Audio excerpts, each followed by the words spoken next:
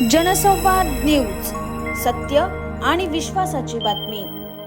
विधानसभा निवडणुकीच्या पार्श्वभूमीवर उल्हासनगरमधील राजकारणाच्या तापलेल्या वातावरणात भारतीय जनता पार्टीचे आमदार कुमार आयलानी यांनी सुरेश उर्फ पप्पू कलानी आणि त्यांच्या 15 ते 20 गुंड प्रवृत्तीच्या साथीदारांविरोधात उल्हासनगर पोलीस ठाण्यात गुन्हा दाखल करण्यात आला।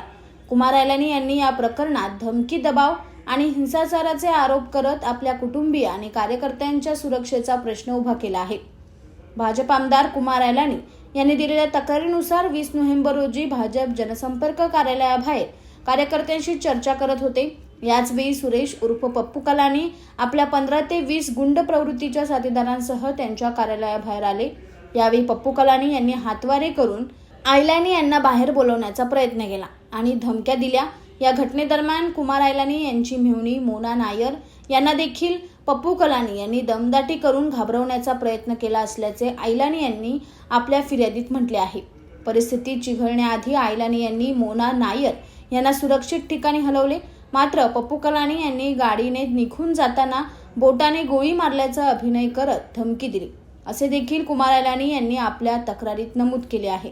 आमदार कुमार आयलानी यांनी सुरेश उर्फ पप्पू कलानी आणि त्यांच्या साथीदारांवर गंभीर आरोप करत आपल्या कुटुंबीय आणि कार्यकर्त्यांना धोका असल्याचे सांगितले।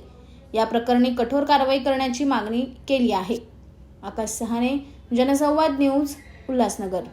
जनसंवाद न्यूज, सत्य आणि विश्वासाची बातमी। आजच सबस्क्राइब करून बेल आयकॉनला क्लिक करा आणि पहा ताज्या घडामोडींचा अचूक अंदाज आपल्या मोबाईलवर।